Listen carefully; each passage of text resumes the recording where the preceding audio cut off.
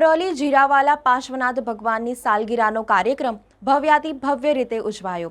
ભગવાનને વિવિધ દ્રવ્યો વડે અભિષેક કરવામાં આવ્યો। પરોલી જીરાવાલા પાર્શ્વનાથ ભગવાનની સાલગીરાનો કાર્યક્રમ ભવ્યાતિ ભવ્ય રીતે ઉજવાયો।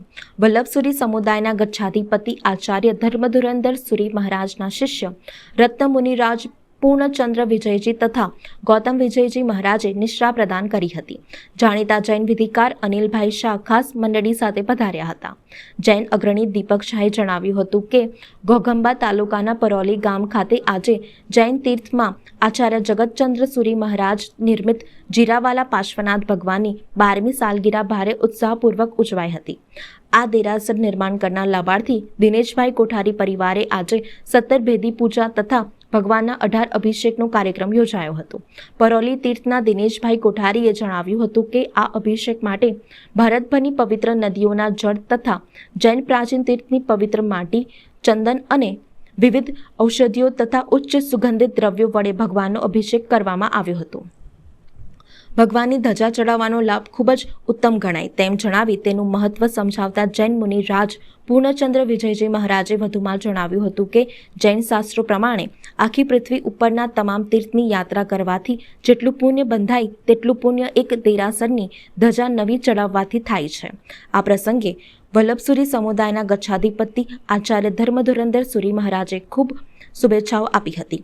આજના કાર્યક્રમમાં યુનિવર્સિટીના પૂર્વ સેનેટ અને સિન્ડિકેટ સભ્ય દીપક શાહ, દિનેશ કોઠારી તથા મુંબઈથી તેજરાજ જૈન, નરેશભાઈ મહેતા તથા ભાયાદરના જૈન અગ્રણી દિલીપ કોઠારી તથા અમદાવાદથી બાલમુકુંદ જેઠલિયા ખાસ પધાર્યા હતા। જૈન મુનિરાજ ગૌતમ વિજયજીએ મોટી શાંતિ બધાને સંભળાવી હતી। આજે પરોલી તીર્થ ખાતે વલ્લભસુરી સમુદાયના વર્તમાન ગચ્છાધિપતિ આચાર્ય ધર્મધુરંદર સુરી મહારાજા એમના આજ્ઞાનુવર્તી એવા આપણી પાસે પૂર્ણચંદ્ર વિજયજી મહારાજ સાહેબ છે, સાધુજી ગૌતમજી મહારાજ સાહેબ છે।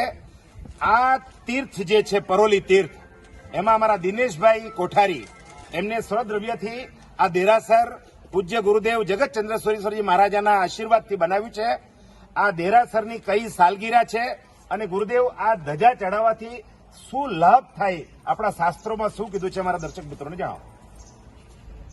12 વર્ષ પહેલા આચાર્ય ભગવાન અંજન શલાકા કરી, પ્રતિષ્ઠા કરી અને એમનો મતલબ જયારે પ્રતિષ્ઠા કરી તે એવો બધો માહોલ હતો જબરજસ્ત। લોકો મતલબ અહીંયા મંડપ બાંધેલો મંડપ પણ ઓછો પડ્યો એવી રીતે એટલા બધા લોકો આવ્યા જબરજસ્ત। અને એમનો આજે 12મી સાલગીરી છે, આજે સોમવાર અને આજે સાલગીરીનો દિવસ છે તો મતલબ ખૂબ ભાઈઓ બહેનો બધા ઉપસ્થિત થયા છે। અને આ મહત્વ શું છે કે ધજાનું શું છે એ તમને ખબર છે કે શાસ્ત્રોની અંદર પણ આવી રીતે આવું કહેવા માંગે છે કે જે ધજા ચડાવે એમનું કાર્ય મતલબ જબરજસ્ત હોય છે અને એમને કાર્ય કરવાનું મતલબ આપણે લોકોએ કોઈ લાભ લેવા જોઈએ। એનું બધું કેટલું બધું પુણ્ય મળતું હોય છે જાલગીરી કરવામાં। એટલા માટે આપણે કીધેલું છે કે શાસ્ત્રોમાં એવું કીધું કે મતલબ આપણે કોઈ ના હોય તો મતલબ કોઈને કોઈ ધજા લેવી જોઈએ, કોઈ મંદિરની પ્રતિષ્ઠા કરાવી જોઈએ। એટલો બધો મોટો લાભ છે આ દુનિયાની અંદર અને જે લાભ લે છે એ લોકોનો મતલબ બેડો પાર થઈ જતો હોય છે। એવી રીતે આપણે લોકો કોઈને કોઈ ભાગ લો અને મંદિર બનાવો અને ધજા લો એવું બધું આ કરવાની જરૂર છે। અને આ સાહેબજીનું એક સપનું હતું એક હોસ્પિટલ બનાવવાનું, એને પણ સાકાર કરવાની એક મારી ભાવના પૂરી છે અને એ કરીને રહેશું। એમની જે આ ઈચ્છાઓ છે એ ધીરે ધીરે એને આપણે પૂરી કરવાની છે। બધાના સાથ અને સહકારની જરૂર છે એટલે બધા એવું મને સહયોગ આપજો।